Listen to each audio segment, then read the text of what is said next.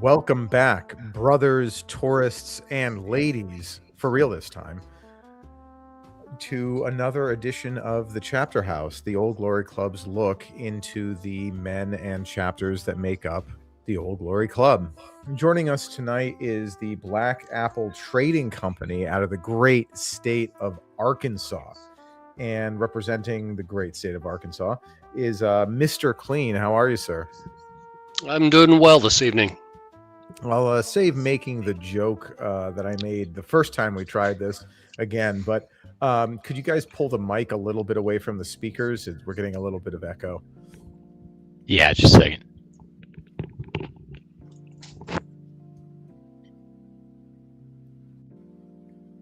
How's this sounding now? Let's see. Much better. And Tommy J, how are you, sir? Doing well. We've got some storms rolling in, so it's the perfect night for a stream. That's awesome. Nothing like cozying up with a microphone and some of your buds while it's raging outside.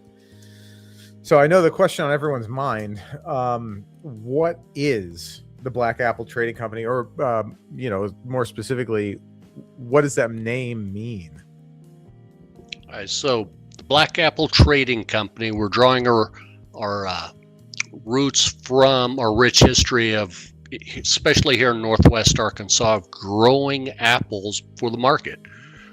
Prior to other parts of the nation taking over, Arkansas was growing, here in the Ozarks, a tremendous amount of fresh apples for the rest of the country. And over the years, they developed several unique varieties that are distinct to us. So it's an homage to our heritage, our agrarian heritage here in the great state. Yeah, I mean, I just looked up Arkansas Black Apple, and I guess Arkansas Black is actually a specific variety of apple.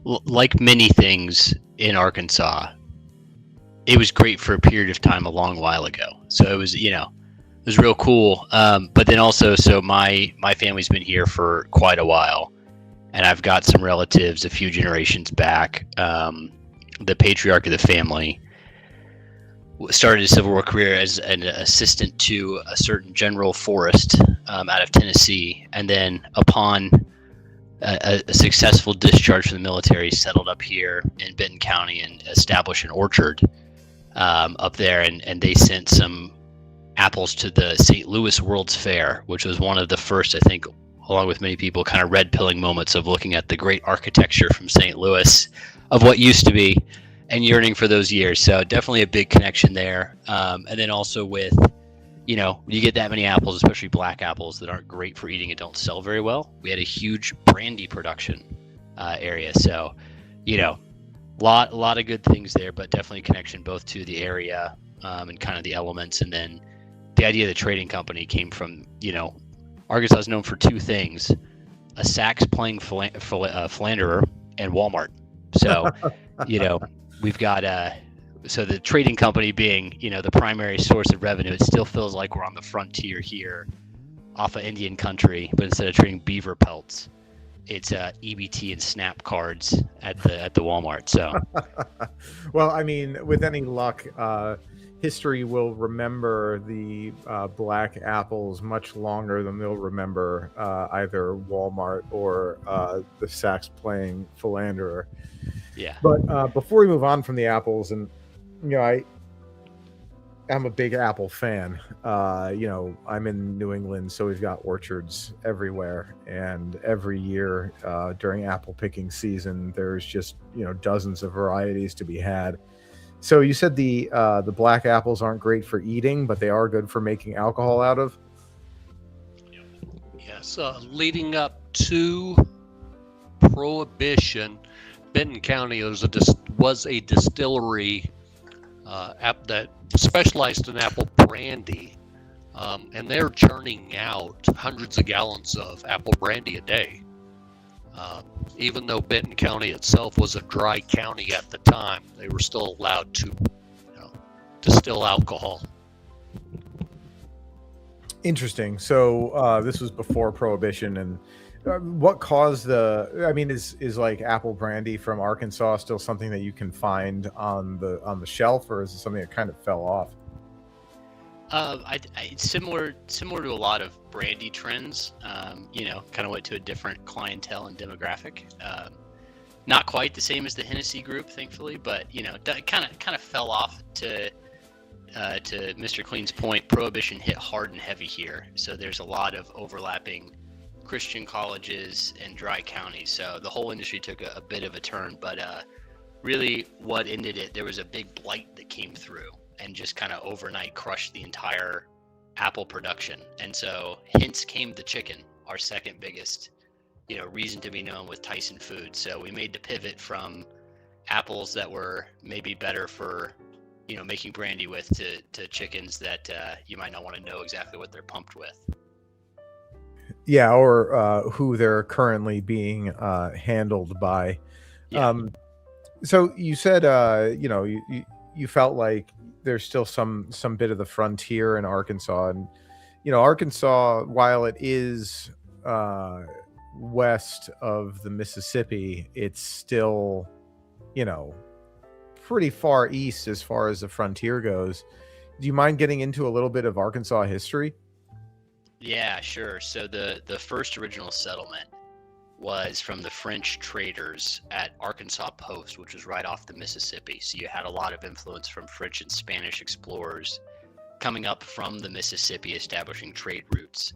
And so in 1686, the French traders there established the first post at Arkansas Post, first European settlement in the Mississippi Valley west of the river. And by established, 6 rowdy Frenchmen just decided not to ever leave, and they'd rather deal with the Indians than the other Frenchmen along the way. So they established there, made some contact.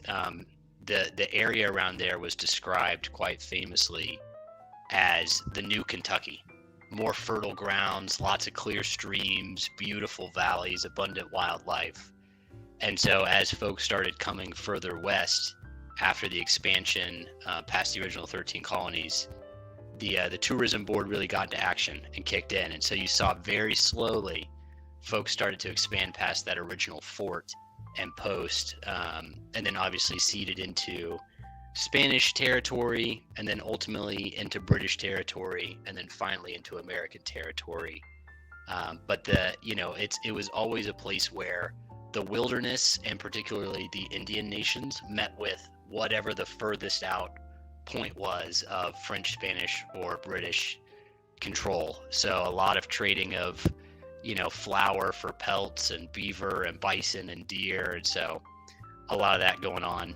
One of my favorite quotes is from a priest, the third priest ever sent down to Arkansas Post to try to deal with the folks there, called it something like he would rather have spent his time in hell, because the moral character of these people was so bad it would take him 7 years just to begin to explain the sacraments, and to quit all of their gambling and rousing. So it's always been a land of few laws on that horizon.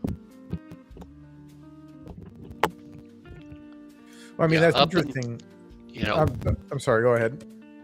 It's been in essence a frontier, up through the 1800s.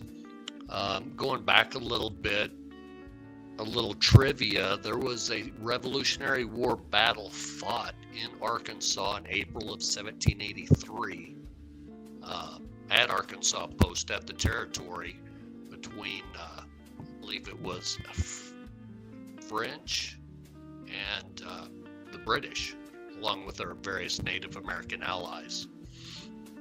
But Arkansas is famous for Fort Smith, Arkansas, gateway to the Oklahoma Indian Territories, and hanging Judge Parker. He'd send his U.S. Marshals out to capture the various outlaws and bring them back and swing them in the gallows in the city square. During the Civil War, the Ozarks were home to Jesse James and the Quantrell Raiders and the Younger Gang over various raidings against the Union armies and hiding out in the hills up and through the 1920s and 30s, when Bonnie and Clyde at various times were hiding out in western Arkansas. So we have a history of being full of rebellious people. Yeah, I mean, a lot of the time, the Appalachians and the Scots-Irish are kind of who you're thinking about when you're thinking about the kind of rowdy mountain people in the United States. But, you know, the Wichita, is that how you pronounce it? Wichita? Wachita. Wachita. I have friends look at that and like, how do you get Wachita out of that word? I'm like, we just do. Yeah, no, I kind of see it. But yeah, the Wachita and the Ozarks are still pretty mountainous regions. And, you know, I mean, from Albania to the Gurkhas to the Scots-Irish, the mountain peoples just seem to be an inconquerable and intransigent bunch, maybe because they can get away with it so well. But it's interesting to think that there were Revolutionary War battles fought that far west. Generally, when you think of the Revolutionary War, you're thinking of Virginia on up in the east, and it you know, you kind of forget that the French were involved in some way. But speaking of the French, it being so close to the Mississippi and so close to Louisiana, was there a large Catholic influence on Arkansas? They tried to stop it pretty quick. There was, I think, the Catholic population in Arkansas suffered a lot from the similar stereotypes of the Catholic population up in the Northeast, where originally, you know, it was foreigners who didn't want to do much with high society, and so you got this really quick schism between the big planters and plantation owners and wealthy-to-do folks who were retired from the Revolutionary War with money, or, you know, some of the original 13 colonies moving out, and definitely a bit of that same culture clash. We didn't necessarily have a Bishop Dagger or any of those notable figures, but yeah, not as much. I'd say now it's grown. The only notable piece is there's a city called Taneytown, which was named after the French trader Henry de Tonty and his Catholic settlement. And so it's one of these things where they had, you know, made a call for families to move to Arkansas from Italy. They were looking for a similar latitude, hoping that it would be the exact same crop cycle and life cycle. Unfortunately, I guess mosquitoes aren't as big in Italy as they are in the alluvial plains of Mississippi. So, you know, it didn't go so well. So they chased them all the way across the state diagonally. It's a group of 90 families, and settled up in what is now Taneytown, and were truly set apart, a very isolated and insular community. And I think this is frowned upon today, but the priest who led that whole movement at the time was elected mayor. So a rare, you know, dual form of priest and mayor, which would, I know, appeal to some of our monarchist friends. So we had our own little spat there. But overall, it's very predominantly Baptist, Methodist. I was reading, apparently we tried to have a big part in the temperance movement, but the lady, which there's your first sign, who was involved with getting it started in Washington County, later turned out to be an adulterer, and you know, that kind of fell away with the movement. So it's definitely kind of, Arkansas coincided with the same time as the Second Great Awakening and a lot of those evangelical movements. And so I know my grandparents remember going to the big tent revivals where you'd have 5 days of preaching, you know, consecutively, each trying to outdo the last. And we've also are neighbors to the home of the famous gospel writer Alfred P. Brumley, who wrote All Fly Away and all those classic hymns. So very much that Scotch, Ulster, Irish element combined with the somewhat, you know, debutante Belle South Southern element, kind of overwhelmed any of the nascent kind of lingerings from the original Spanish and French who populated Arkansas with the Catholic influence. And our bishop is quite a boomer right now, so it's, you know, it's hard to do that. He dropped a classic recently where he said, "Now, I'm not saying Trump is Hitler, but we should still investigate this a little bit further and see exactly where there might be the overlap." So But You know, maybe the Indians are right, and reincarnation can happen. When was Trump born? yeah, no one knows. The day Hitler died. But yeah, Yeah. it's it is really something. I mean, you talk about the bishop being kind of like being a boomer, but I mean, we don't have to get into the politics of the Catholic Church, but Vatican II really did a number on Well, everyone. while we're talking about it, so there is a vibrant and up and coming TLM community up around us that was established a couple years ago, and I know at least 4 or 5 of our members. That's one thing I'd say too about our chapter that's kind of unique is we have a very theologically diverse group, and yet all very much so align on the fundamentals. So in a way, it kind of resembles that influx. But we've got some Orthodox of many flavors. Some traditional Catholic minded folks, and then a lot of established both mainline and non-denominational Protestant folks. And so we all the interplays of Vatican II and ecumenical councils and different televangelists always gets a lot of play at our meetings. Yeah, I can imagine. I mean, it's actually not quite as rare as you might think to have a large denominational representation in a chapter, regardless of where you are in the United States.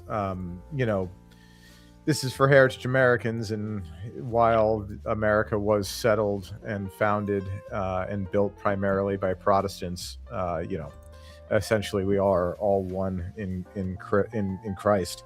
So it's not much of a surprise, but it is a surprise. It is more of a surprise when you get a place in the South. And before I get pilloried for this, Arkansas is considered part of the South, right? Most definitely. So we did fight on the side of the Confederacy in that War of Northern Aggression. So yes, we're part of the SEC for our flag university. So yeah, we do consider ourselves very Southern. We drink sweet tea and enjoy the mosquitoes. Yeah, I mean, sweet tea. Being a Yankee, when I went to the South for the first time and had sweet tea, I didn't realize that what it was tea flavored sugar. It Yes. it kind of took me for a loop on that one. But you guys, I mean, do you guys love sweet things besides, or is it just the sweet tea? I mean, we have, a culinary history. There's a lot of, and it goes throughout the South of cooking with sugar. I assume it's being such a closer distance or whatnot to where you can actually grow sugar cane. But yeah, everything's sweetened across the South. Cornbread is sweetened. Most every good dish, Southern ethnic dish, being just heritage Americans. But yeah, it's everything's got sugar in it. That's one of the reasons, other than everything else is fried, is the unhealthiness that is unfortunate across our southern states. Yeah, actually, and I know this is a bit of an aside, but you guys border Texas and among other states, Texas and Tennessee. So what is Arkansas? Because I know that, in my mind, my Yankee mind, Texas barbecue is smoky and sweet. Does Arkansas have a specific type of barbecue? Yeah, I mean, Arkansas is one of those deals where it's like, you drew the whole map, kind of like Oklahoma. You drew the whole map, you go, oh shit, there's a hole in the middle. We should call this a state. And so, we have part of Memphis, the West Helena, that whole deal. So that side's, kind of more that way. It gets pretty close to Louisiana, so you get a lot of Cajun flavor down south. I think, so we're based in Northwest Arkansas as a chapter, primarily. And so that is really a place that has no real strong cultural heritage in any direction.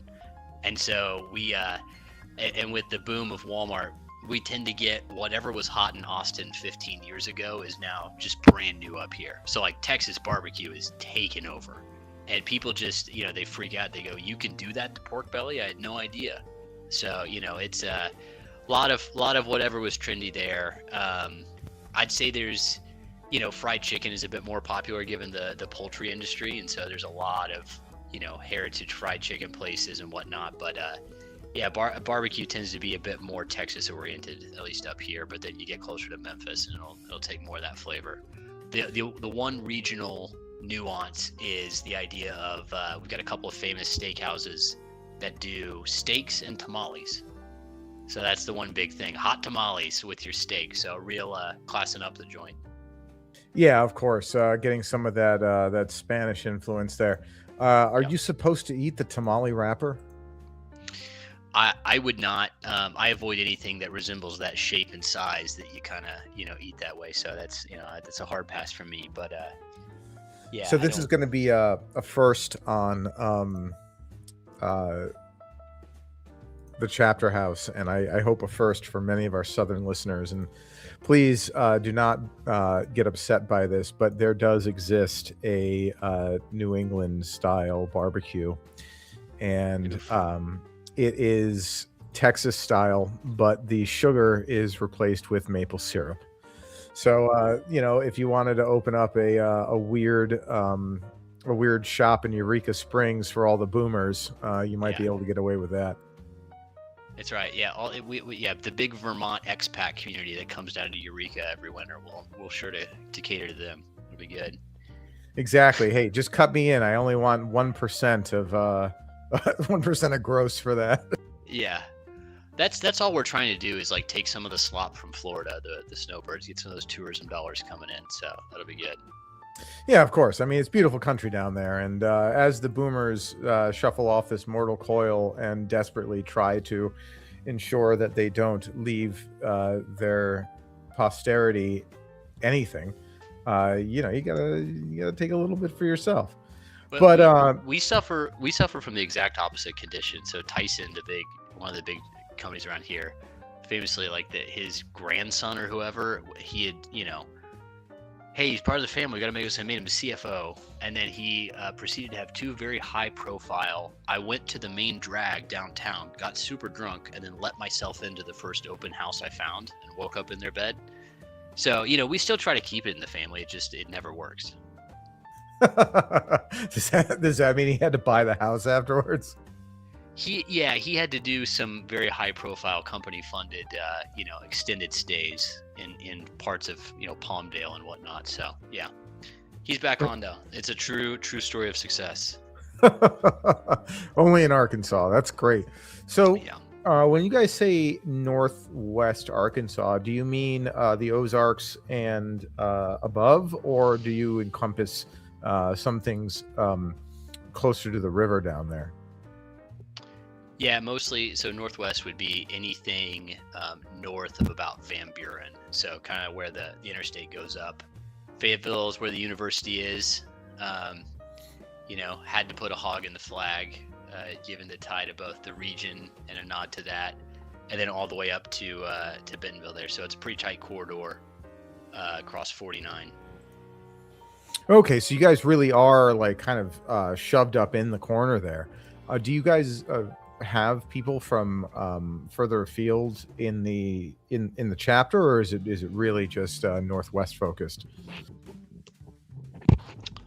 So our chapter currently consists of members just within, all within 100 miles or less of each other. We are in communication with people in various parts of the state that are looking to join, but due to distance-wise, we're actually in the central Arkansas region. We've got several prospects that we're going to see if we can work with them to actually start their own chapter. Just because they're 3.5 hours away from us, they wouldn't be able to meet up with us as often. And they've got, it's a little bit different culture in the central Arkansas area. then we've also got people in the southern part of the state. We're trying to figure out how to get them pulled in, and to become a part of this great organization, or if the numbers get up enough, to be able to help them start their own. Yeah, I mean, that's ideal. One of our earlier chapters in New England has a similar issue. I mean, New England, if you don't count Maine, is about the size of Arkansas. It's a little bit bigger, maybe the size of Missouri. But if you count Maine, it's significantly larger. But that proximity issue has led to the creation of lodges. Is that something that you guys have been looking into, or is it still just in the kind of formation phase? We're looking into what's being used across the other chapters that have grown or gotten to the size, or have such distances between groupings, to see what's working best for them. And we're trying to formulate a plan, and so in the next couple months we're going to try and link up with and meet a bunch of the Central Arkansas folks, and kind of game plan some things out, and see what how serious they are and how much work they want to put into it, and go from there. Yeah, I mean, that makes a lot of sense. The two chapters that come to mind when we're talking about this sort of thing is Virginia and Pennsylvania, which themselves both have 3 chapters within the state. They opted not to go for the lodge system, which, I understand. A lodge system requires a lot more work from the leadership in a chapter, because then you're instead of, say, the Vetus Dominium being responsible for just the Vetus Dominium, now they're responsible for the Vetus Dominium and what is essentially 2 other chapters within their state. So I imagine that this is going to be it's nice to see how the chapters grow and deal with these kind of issues in their own kind of way. But something that you mentioned that I wanted to hear you expand on is the difference in culture between the Northwest and Central Arkansas, and I imagine Southern Arkansas is also quite a bit different. That seems, to my mind, being a little bit novel, in that a state can be large and geographically diverse enough to have those different sorts of cultures. Could you expand on that a little? So for the majority of Arkansas history, everything was centered around Central Arkansas, the Little Rock area. It's our state capital. It's the largest city within Arkansas. Just due to chance, we ended up with the flagship university, first one in the state, up here in Fayetteville. It's a little bit different culture for the reason, up until the last 40 years, Northwest Arkansas, the Ozarks, great portions of the Ouachitas were, to be frank, they were kind of poor. It was small town America. We didn't know what we were missing out on or what was going on so much, other than maybe school field trips to Little Rock or Fayetteville. Fayetteville was small up until the last 30 years. With the growth in Northwest Arkansas, it's going crazy, with the expansion of Walmart and several other corporations, as well as the university's expansion. So our cultures, Northwest Arkansas, almost with the influx of so many non-native to Northwest Arkansas individuals coming in, it's developing its own it's trying to figure out what its culture is, other than, my football, my baseball. And then the Little Rock area, for the longest time, held the sway as far as being the the backwards yet cosmopolitan part of the state. You know, they've got several great universities and colleges within the central Arkansas region, but their culture is a little bit different, and and then the Ouachita Mountains, which are south of the Arkansas River, are a little bit different from the Ozarks, but not too different. And then you take the complete eastern side of the state, it's a Mississippi River Delta land.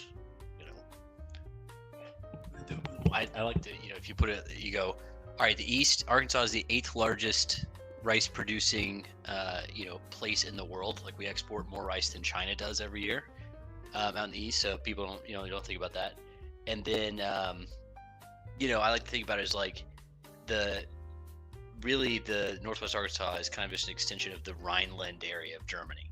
And so you got a lot of milk production, a lot of that stuff. So my grandfather,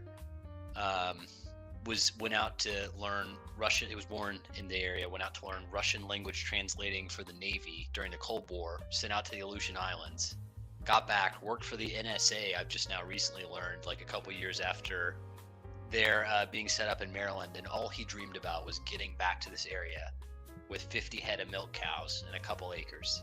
And so that cultural element, I think, has largely died in Northwest. But then you go outside of Little Rock and you hit big ag. So you're talking, everybody's driving a lifted 250. Everybody's got, big duck hunting, all that kind of stuff. And so you kind of go from duck hunting, southern, plantation culture. Once you hit Little Rock, gets a little bit cosmopolitan, a little bit more ethnic. As soon as you get out of Little Rock, dives right into more kind of traditional hillbilly culture, all the way up into the Ozarks, where you hit really that cultural center point of what you think of as kind of the Mississippi Appalachian culture. So yeah, it's really diverse. And then you hit Oklahoma again, and it flattens out and you're back in lawlessness. And so thank goodness we have Oklahoma on the other side to really just always set the perspective a lot better. We border a lot of the states that are the lowest in health, education, and safety. So, we always feel good about that. It's good to have an easy comparison. Yeah, I remember playing philanderer got elected to office. People were making the most of the fact that Arkansas was 48th in test scores in the country, but these days that doesn't really mean anything. That was quite some time ago.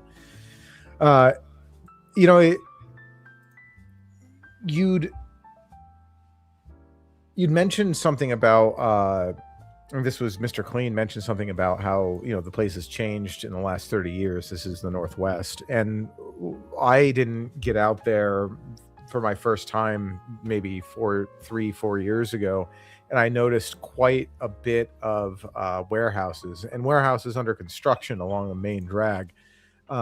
Is that I imagine is what you're referring to when you say the kind of new industry there? Oh, it's in the last really 20 years, Northwest Arkansas has exploded. Walmart building, I don't know how many acres their new complex is, like maybe 80 acres or something. They're trying, because as they grew, they're putting up various sectors of their business and various business or buildings around town, and they're like, we need to get them all close and under, as much under one roof as we can. So they just spent untold piles of money to carve out their own city within Bentonville. And then with the expansion of Walmart, of Tyson's, JB Hunt, and smaller companies, it's just everything. People are moving in. I think they're saying 30 to 35 people per day is moving into this region and looking for housing.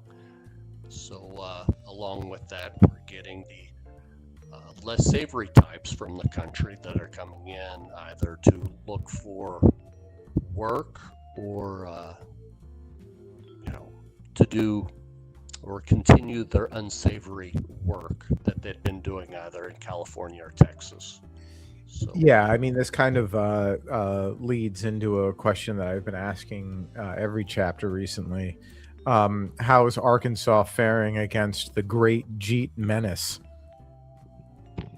Well, we so far not so well. We don't have a lot of trains here, so it's definitely been a bit of a slower fight back. But Right, you guys don't have any natural predators. yeah, it's a bit tougher in that way. We don't even have Waymo or anything like that where you can really just on the margins knock it down. But yeah, I mean, it's a bummer. You've probably seen, so there's the Rasmussen guy, he talks about the H-1B stuff. He actually got his experience when he worked at Walmart corporate here. And so the current CTO of Walmart is the ex-Google guy. And I remember he was doing some yoga poses on stage the other guy. So he's, he's dyed in the wool, but it's not good.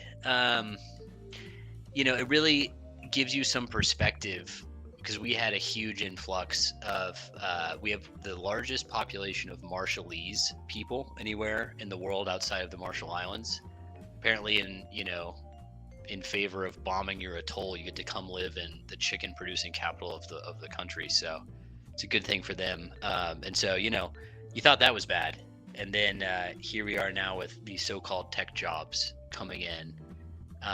The local children's museum had a big Diwali Day celebration, and it's just not good. So there's a lot of that being pushed down, a lot of inclusivity, a lot of that kind of stuff. But the good news is, thankfully, with the split in the culture, the capital being in Little Rock, our politics are very conservative. Unfortunately, the kind of conservative you're embarrassed by, because for those who don't know, our governess is the daughter of one famed ambassador to the Holy Land over there, Mr. Huckabee. So, long history of that kind of leaning stuff, but at least it's protected from a lot of the major influence. And so we definitely have high partnership with ICE. But yeah, unfortunately, the jobs keep rolling. So there's only a few all-you-can-eat birria restaurants so far, but I'm sure the numbers are projected to increase. Oh man, and with those numbers, I'm sure the numbers of dysentery cases per year will also be increasing. But this actually leads me back to another question, and I hope that the audience isn't bored by me returning to this. But what's the Dispy menace like out there? You say Southern Baptist, and I think dispensationalist. Is that? I mean, obviously, with your governess being of the Huckabee line, that they're probably in line with what that kind of thinking. yes, there's a high percentage of evangelical churches that follow the Dispy line, as well as quite a few charismatic influenced by those. That would be your Assembly of Gods, your Pentecostals, and that variety. So yeah, we have it has a strong hold across the state. Would you guys say that that's being shaken off by the youth of Arkansas? I mean, we see no. We jumped the shit, like, at least where I'm at. What's interesting is with we never had this phase where you still had a predominant hold of the boomer ideology to then kind of face it from the same side.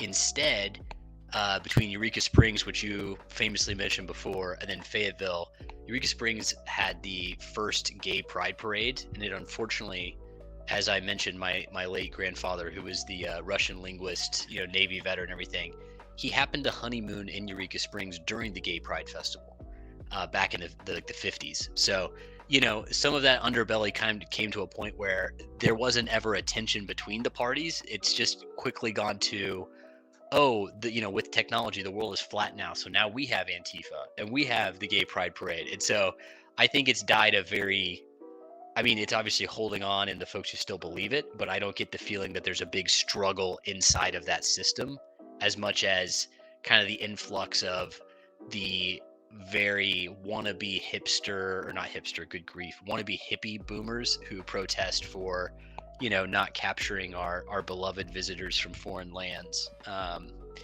and all the bad things. So I get the feeling it's much more of a, we've gone all the way from ditch to ditch. And then somewhere in the middle, are the few of us here in the Old Glory Club. So Now that is very interesting. Because I know when I've talked to the Tennessee guys, like they're much more sanguine about the culture of their people kind of being, I guess you could say, more right wing, or at least less caring about the virtues of the upper class, right? The trans your kids, import the brown, outsource your wealth, that sort of thing. But you're saying that Arkansas is kind of just operating in the boomer truth mode, and it just seems to be like, is that the future of Arkansas? I'm hoping I'm hoping just as the boomers ride off into the sunset, that a lot of their beliefs go with them.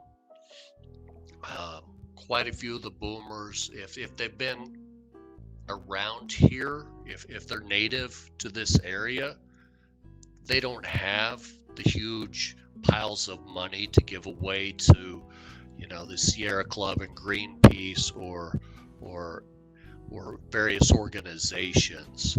So the money is outside of a few families that are on the Forbes bazillionaire list. The money is kind of sitting in the hands of millennials and Gen X. So I could see there not being that transfer for at least another generation. And from my experience, the Dispy love of the Middle East will be kind of going away quietly in this part of the state, anyway. So maybe one of the last readouts of dispensationalism in the United States as the Zoomers turn. I think it will be, yes. While we have, the younger generations that are attending church, they're attending less full-blown dispensational churches, and there's a whole lot of charismatics and various smaller churches that preach as they have been since the 50s or 1948 that are just kind of fading away as their older congregants have passed on or passing away, but did not pass on their beliefs to their children. Well, I mean, if you're saying that the Zoomers are more attracted to those churches, that seems rather hopeful, no? It is. I mean, I think, the fun thing about being in a state that has these centers of population and then vast expanses of wilderness where people go to be left alone is we still have a high per capita population of both friendly cranks and kooks. And so, I stumbled upon a dude the other day who's only maybe, 30 miles from me as the crow flies, who's pushing the whole, we need to learn Hebrew and go back to the calendar, and the Romans perverted the calendar and they inserted a month, and, the name of God should be pronounced with only vowels and no consonants. So there's still a lot of that around, but it is singular people versus the groups of people. And so the only thing I'm afraid of, and this is, I think, less true outside of Northwest Arkansas, is that we will just go straight from the proud agrarian society of local family farms and hardworking people straight to just the slopification of in any average city. I think, Southern Arkansas, Central Arkansas will still hold it down with either, the lack of retail investment to open a Sweet Green or, the strong family history there. But Northwest Arkansas is just becoming, in some ways, Anytown, USA. The big thing they've decided to be popular is so the grandchildren of Sam Walton, who have, trillions of dollars or whatever, they decided all of a sudden to wake up one morning and get into mountain biking and airplanes. So we now they've invested loads of money in building out what they were calling an Aspen or a Vail, Colorado, but for mountain biking. So there are more, converted dirtbag Mercedes vans rolling around here over the past 5 to 7 years than there are like actual work trucks. So, it's definitely becoming a bit more of that, where it's just the upper crust from all other places are going, well, we've already been to San Francisco twice this year. Oh, I heard they've got a museum and a sushi restaurant here in Northwest Arkansas. Won't that be cool? So, I think that's kind of bleak. It is. I mean, the good news is crime's still low and it's still fairly affordable.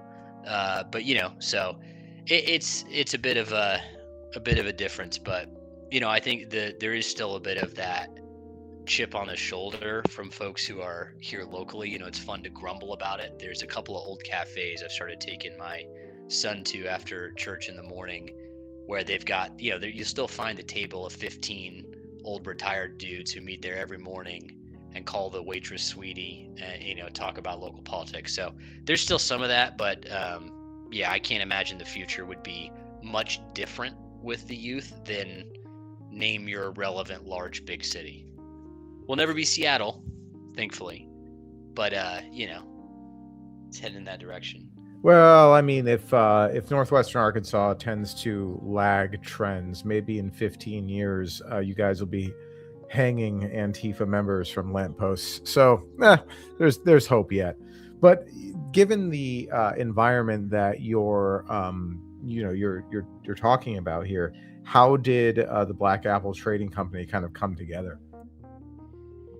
Yeah, so we're coming up on 2 years of kind of the total arc of it. So, some disparate folks all reached out to Central when they had heard about it. I know a lot of us got connected through listening to the Distributist and some of the other kind of, original propagators of the old Glory Club. And, there's still a lot of fondness in the memories of folks who are local here of their parents going to the lodge or being part of the Dairymen's Association, and kind of that idea that you had your family life, your church life, and also your civic association. And so in the death of that, a number of us were all searching for it and reached out and got together and then started the arduous process of trying to get everything in place. Ever since our first formal meeting back in August of last year, where we got our officers lined out, established everything, we've seen a lot of growing interest in the area across demographics and age groups. So we've been really, really happy with the quality of folks who have reached out to us and the diverse interests and talents. We've got, I'd say the majority of folks who joined originally were, a bit more established in their career, had families, had a lot of competing priorities, but it gave a flair of seriousness to the purpose of the organization. In terms of what we wanted to set out and what our framework was. And so a lot of the conversation was around, how do we build something that will produce fruit for our sons and our children?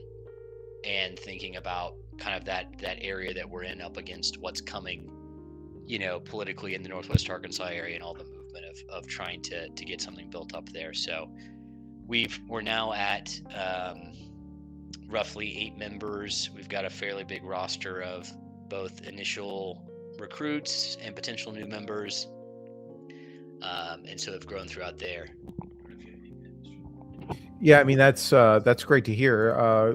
You say you guys have been working on this for 2 years, and for anybody who is listening that has not started a chapter, the process is quite long and longer depending on the laws of your state.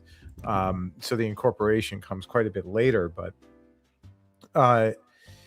the demographics of your chapter, how do they skew across the generations?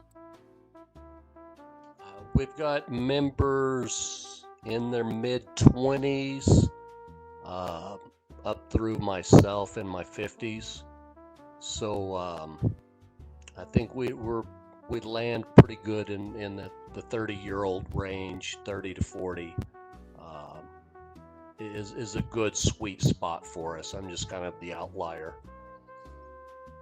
Yeah, I mean, at this point in time, and I think owing to the nature of the organization, it generally does tend to skew more millennial, though there is a decent amount of Zoomer representation. Do you guys find, and especially you, Mr. Clean, that these opportunities for mentorship have kind of arisen naturally, or is that something that you haven't gotten to yet in the process?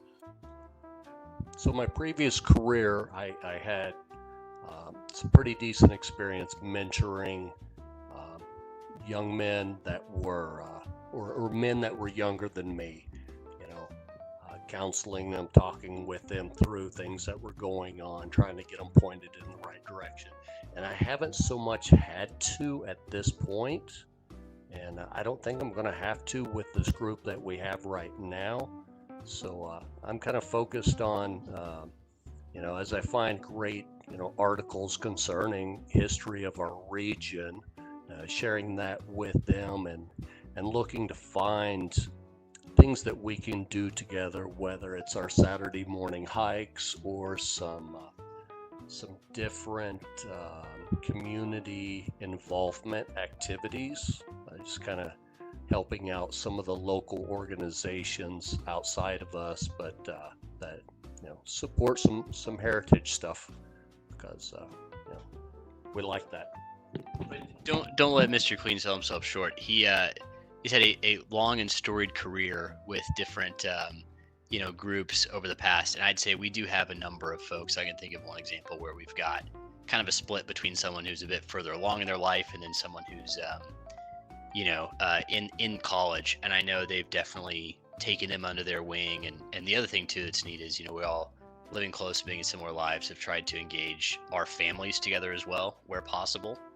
And so there definitely is an element of that mentorship where you see folks who maybe are a bit more isolated and don't have a family or don't have a huge friend network. I know of a couple of cases where they've definitely leaned in and tried to make sure and bring them along and give them examples of, what those next couple of steps in their life is going to look like. But don't let Mr. Clean sell himself short. There's been a lot of wisdom passed down from pitfalls of organizations of this type and other learnings.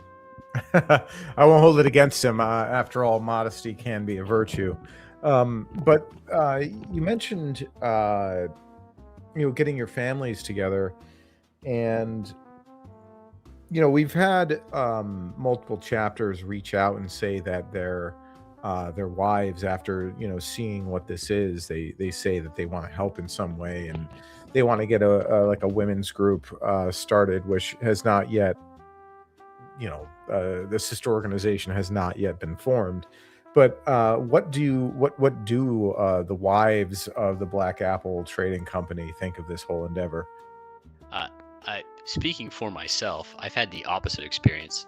So I colloquially will talk about it as my, it's interesting too, where I think depending on growing up around here, I think some of the kind of more dissident right stuff is not quite penetrated, to Mr. Clean's point on kind of the hold of some of the boomer truth stuff. So I know we've had to talk in generalities at home about some of the discourse, during chapter meetings, but I think overall, we've definitely shown up for, memorable moments in life of bringing families together for, say, somebody's, kid's baptism or other events. And then, definitely seen some interaction across, getting together for Sunday dinners and really trying to find those times where you go, okay, we all have our friends, we all have our family, we all have our church groups. What does this group have that's unique there?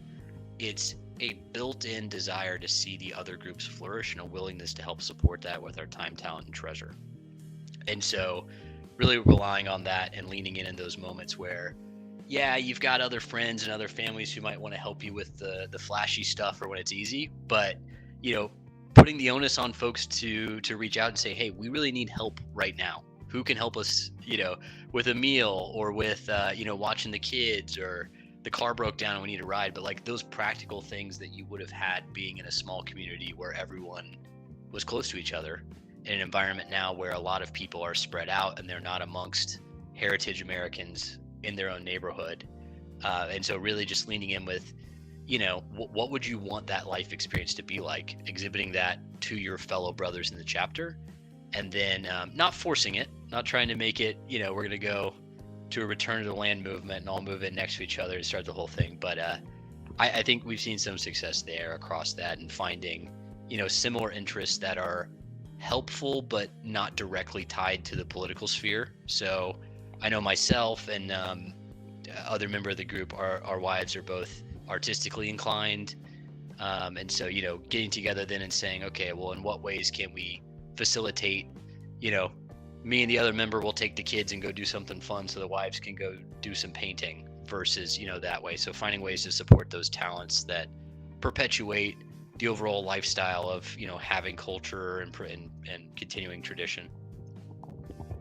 Yeah, I mean, that was a wonderful way to put it. What differentiates a chapter of the Old Glory Club over a church group or a work group or just a friend group?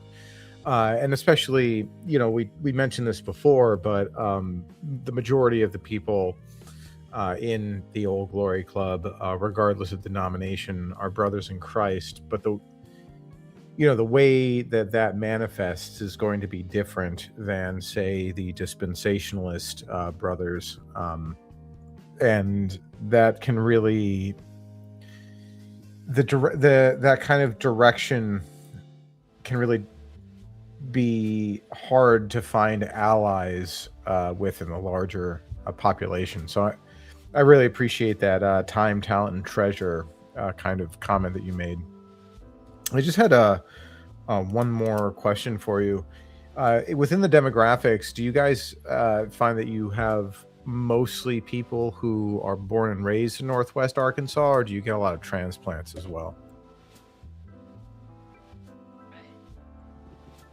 It's a mix. I mean, I say the original group were probably 50-50. And then I'd say now, probably about 50-50. I mean, it's kind of hard to say too with that threshold where you go, all right, we don't all really have a Southern accent, so you can pass pretty quickly after 2 or 3 years of just knowing the major streets and city names. So I'd say it's about 50-50. We've gotten. There's not that many people who move here early for no particular reason, and so I'd say some of the folks who are younger are from the area. The other thing to note is the University of Arkansas at Fayetteville has a huge population, so of folks from Dallas or Houston or some of those other areas where they get in-state tuition. And so, if you're from Texas, you're not from here, but it's pretty close. So, there's some bleed over there, but it's about 50-50. Speaking of the bleed over, Fayetteville being a not major airport, it's relatively small, but having 7 airports across the country that do direct flights, I think that would be a wonderful area for you guys to host a regional conference. What say you? Oh, I concur. It's a beautiful airport. It feels like you're making an emergency landing in the cow fields, and so as soon as you get off, you smell chicken manure, fresh air. So it's an engrossing experience for the totality. But no, it's truly a beautiful area. Anything outdoorsy you're into, you can do within the area. World-class trout fishing. We're seeing mountain biking if you're willing to don the suit and the helmet and all that kind of stuff. So it's definitely a beautiful area to be in. Just don't come during tornado season or the one time a year where we get more than 2 inches of snow. Avoid those. Otherwise, it's a beautiful area. Well, don't dodge the question now. When is the Black Apple Trading Company going to be hosting a regional conference? I would say probably September. All right. You'll be competing with the New England guys, but I guess there's enough difference in geography. I don't know if we're not looking at one this year. We're looking at there's some adjacent states in South Central region that we're looking to pair up with and meet together later this summer. But in the coming future, as we grow as an organization, I could definitely foresee us being able to put together something in the area. Wow, that's wonderful, guys. I look forward to that time. We're coming up on time now. We've been going about an hour since we started a little late due to some technical snafus. So we'll take a look at the super chats. American Testudo for $5 gives us a salute. And since we don't do the soundboards on this show, I'll just say a real American. Jacob Roberts for $5 said, "We did just elect a guy to sheriff who is having murder charges for killing a guy abducting his daughter." So I saw the story as well. He won the primary for sheriff, and he is on murder charges for killing a man who allegedly raped his daughter. Is this correct? To my understanding, it's Lonoke County in the central Arkansas region. A father found that his daughter was missing, and to my understanding of reading the case, pursued, found the adult with his 13-year-old daughter, and took justice into his own hands, and is still awaiting. I believe he's awaiting his final court date, but he did win the primary for the county, so he does have the county support, regardless of what the legal says.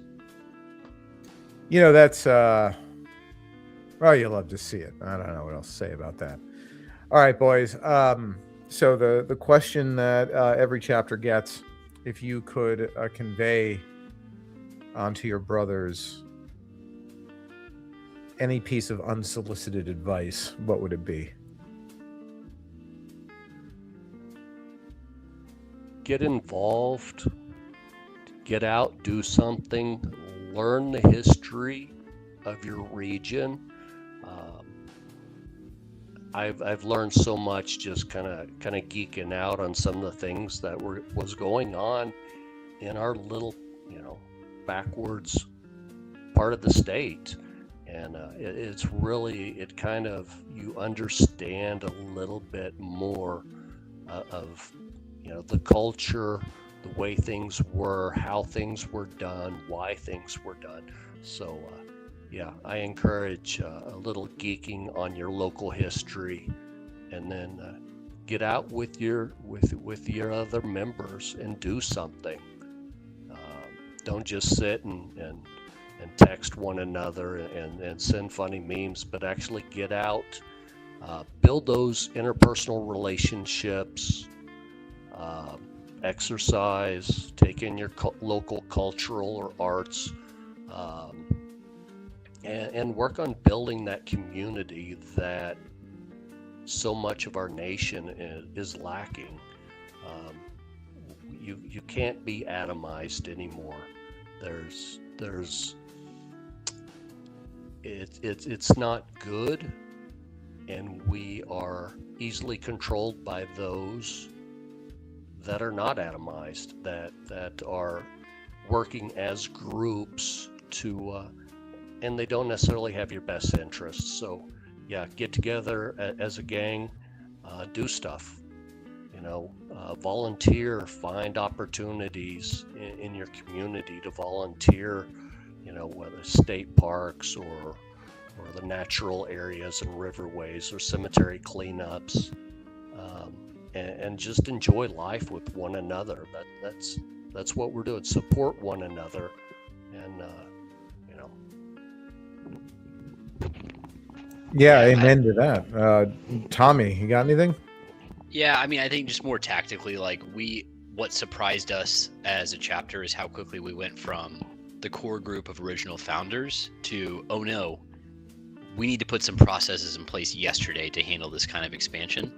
And so as you're building out, think about how your structure and your onboarding process will differ in the world that you're in now, where everyone knows each other, and the world that you're going to be in very quickly once your chapter gets posted to the website, when you get 5 to 10 new reach outs per week. And so building those intermediary structures between the monthly business meeting down to how do we develop committees, how are we going to assign folks efficiently to vetting. And so I would just say that don't think it's going to be a slow build. Be prepared for success, because there are a lot of people out there looking for this kind of camaraderie and fraternity and an organization like this, and it is not going to slow down. So as you're thinking about building the chapter, think about it for not only where we are today, but where you're going to be in the near future. Yeah, amen to that. That is something that I haven't heard a lot of on this show. The chapter growth and the interest is in every region of the country, except for West Virginia, bizarrely, is quite pronounced. But yeah, those are two wonderful pieces of advice. Thank you, Tommy J. Thank you, Mr. Clean. And thank you, Black Apple Trading Company from Northwestern Arkansas. Be sure to join us next week for the Leather Stocking Heritage League of upstate New York. Not New York City, but the Heritage American area of New York. Sorry, Nathan Hale, guys. You're going to have to live that one down. Be sure to check out Pony Express Radio every Thursday, 8 p.m. or is it 9 now? I can never remember. Either way, Thursdays in the late evening, Eastern time, and American Spirits every Monday at 8 p.m. for the real line on what's going on in America, American history. For the Chapter House, I am Not Me Not You. Thank you for